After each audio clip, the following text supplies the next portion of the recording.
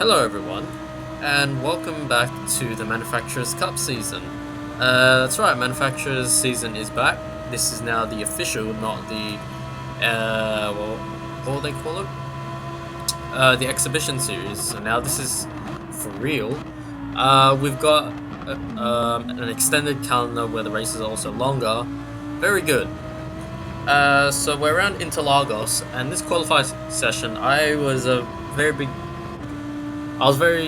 scrutinizing this quality session, to be honest with you, because the quality session was 18 minutes long, and the race is only 12 laps, so you probably get about 20 minutes tops of racing, maybe. Yeah. So your quality session is nearly as long as the race, which is not really a good thing.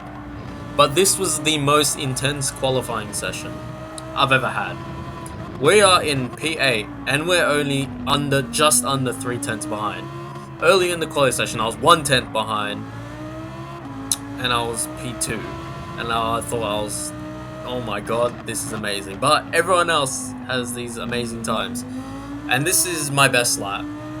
I haven't really been going through the lap because intro stuff, you know. But this final corner, there's a couple corners on this track which I'm probably not the best at, which really holds me back, especially in the race. But as we go to corner, but not really a corner, as I come up to the line, I don't really know what the improvement is, but it's a blue lap. Yeah, I couldn't see it, it's too small. But yeah, look at these margins. These are extremely close, so everyone's going to be pretty much doing nearly the same pace, which is extremely scary. Anyways, onto the race. So it's like I said at the beginning, 12 lapper, and just like the races beforehand, the previous manufacturer races, it seems I'm always constantly stuck behind the Honda NSX. I think this is the universe telling me that I should switch to Honda. But I've gone for Lamborghini again this season. I don't know, I just love the Huracan. Previous manufacturers, I've been pretty much religiously using the Audi. But I feel like the Huracan's a little bit quicker in a straight line than the Audi, which is what I need, because it feels like MR cars are completely nerfed with speed. Especially now, it also feels like because everything's a lot slower, the toe is nowhere near as effective. The slipstream feels a lot better right now. It's not an auto win, unless you're maybe in a Supra. I think that's still an auto win. Anyways, going into the infield here, as you can see, everyone's pretty much in single file line. This is something which I really appreciate about these races, because everyone knows what they're doing. You're not gonna get someone just passing you on the inside in the infield, because that's suicide. But in lobby races, it's like completely normal for people to just chuck it up the inside because I don't know, they don't really know how to race the track. Some drivers are slower, you know, a bunch of different factors. And because of that, it doesn't mean I'm constantly staring at the radar, anticipating someone to just send it up on the inside of me at places where you don't really do it, where it pretty much never pays off in higher lobbies. So that's something I really, really love about these manufacturer races, because everyone's pretty much on the same page. Everyone knows how to race. And that also means you're going a lot quicker because you're really focusing on the driving. You're not focusing on that tiny little radar in the bottom right corner. As we go into turn 1, the Supra gets bunged around, and McLaren shows some sports and shit and moves to the side. So we've got 2 freebies immediately, and that probably made the NSX, I don't know, be a bit startled. So it's going on the outside here, as we're going to come into the corner and try and overtake him on the exit, and we execute that with perfection. Now, Interlagos, there's probably maybe 2 spots you can realistically overtake, which is turn 1 and that corner back there. And maybe on the last corner going up the straight. I should know my corner names because I really love this place. The only one I could remember is the center. That one's quite obvious. You know what? While this is going, I'm gonna look up corner names on my phone so I don't look like a complete idiot. Anyways, throughout this, I felt like the NSX was quicker in a straight line, and that's probably why I'm probably not catching. But again, because the toe is so good, like it's in a really, really good spot, it probably doesn't really matter. This Huracan's really good around those hairpin corners in the infield, so there's like maybe three of them. And yeah, this thing just twists around so well around there. It's crazy.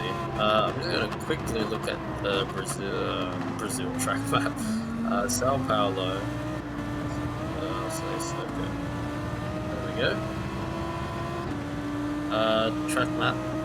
Anyways, the center S is probably one of my better corners, so that NSX gets a pretty good run at me here. So if I fight that, I'm just gonna really slow all of us down pretty much.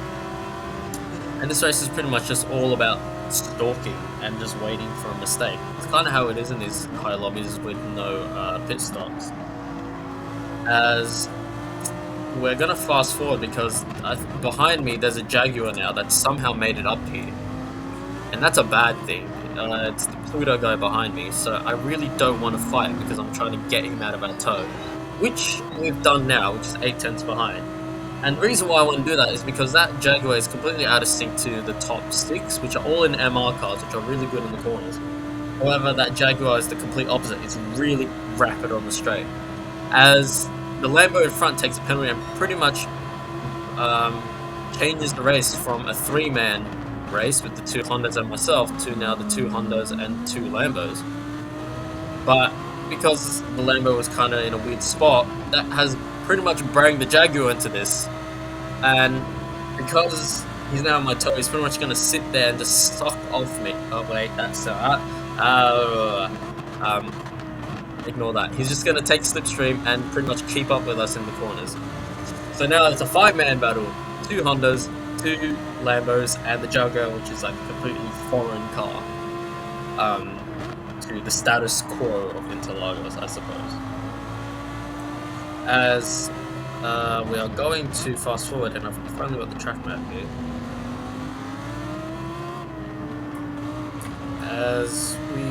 I'm pulling it up now. Oh, there's a couple of corners here I actually recognize. As we fast forward, anyways, to lap 7. Oh god, I'm like trying to do 2 things at once. As the Jaguar kind of goes for a move on my inside here, pretty brave, but we're all kind of going for moves here, and this is where we're gonna get a little bit disjointed here. As this Honda really wants to get past this Huracan now, and he's going to go for the double move into the inside. Really good move, and he kind of makes it stick, but I go on the inside, try to overtake that Huracan, and I'm now on the outside for the long right-hander here. But that Jaguar's is now on the inside now, and I've been pretty much, I'm been shoved wide, not shoved, but you know, I'm now on the outside line, and that Jaguar, the one thing which I did not want happening, is now in front of me, which is now a problem because that Jaguar is probably not going to be able to keep up with the Huracan and the NSX during the infield, and now I'm going to be stuck behind him, and it's going to be quite difficult to overtake him. I'm already starting to push the Jaguar because of how much quicker I am through these corners. So this is going to be a problem, as I don't really, maybe let's say that's half a second between the Jag and the Huracan already. And that gap is just going to get bigger and bigger and bigger as the laps go on. So I really need to dispose of this Jaguar. While that's also happening, I'm also getting really worried about the group behind me. The group behind me is only 1.6 seconds behind me, and they're all pretty much in one long snake queue. So if we all start fighting here, we're just going to invite that massive pack in the back. So at this moment, as much as I really want to get past this Jaguar, if I fight, that as soon as we start fighting, if we just go door banging for like 2 corners, the car behind me is going to catch us, and the rest of that train is going to follow. And what doesn't help is that car behind me is also a Supra. So it's the Jaguar problem, but even worse. So that's something I really do not want to happen, as the guys in front are fighting, and that's just keeping us sorta in the fight. sort of. As we go through this long ride that feels like it goes on for ages. Luckily, we don't have to worry about tire wear, which is really, really nice. And we're all very much compressed once again, sorry, as that Honda has lost to the Huracan at some point. And that gap has gone down from 1.6 to 1.3. Worrying times. We do not want that group catching, as we're going to fast forward again, as those two MRs kind of pull away again. As we go on to the start of lap 10, so that's more than one lap, and that gap is already sizable. So now I'm thinking I need to get past the Jaguar now.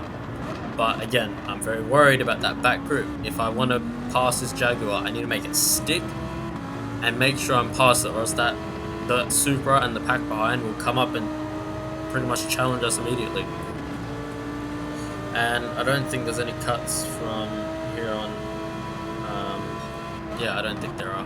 So yeah, through the Desierto del Lago.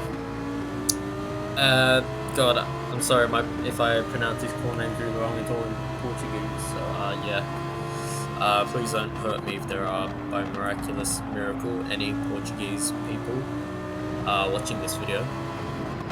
But you'll see, I'm pretty much stalking this Jaguar and going through the duck beak in English. I'm going to start pretty much pushing once again that Jag. As we go down here to Glock Corner, or Juncao. I'm just going to call it, it's that Glock going slowly corner.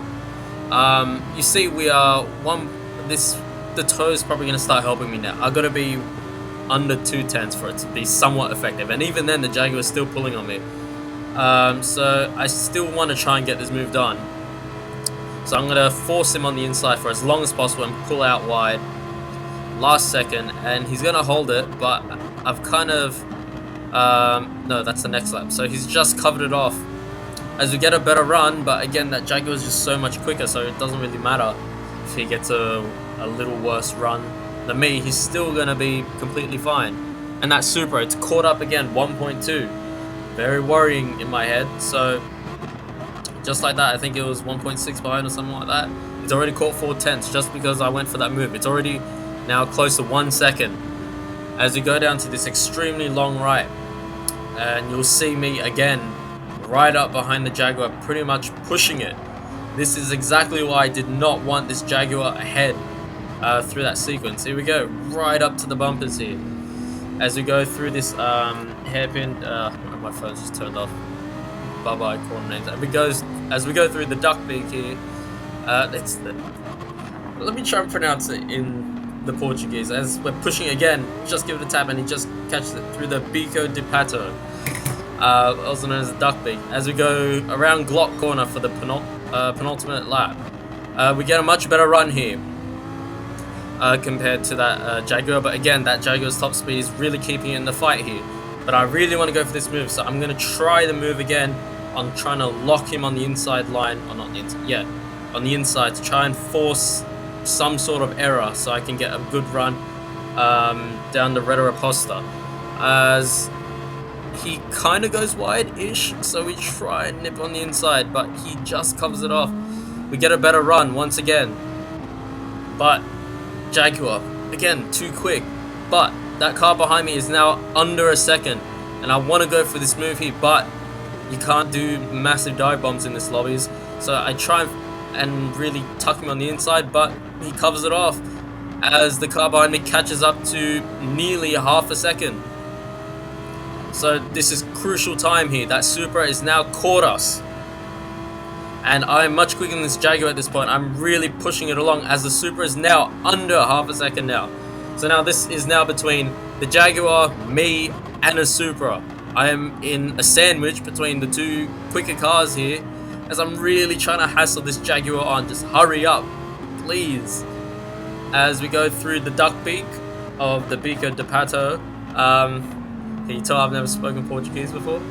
As we go down through this really weird bit here, through Glock Corner.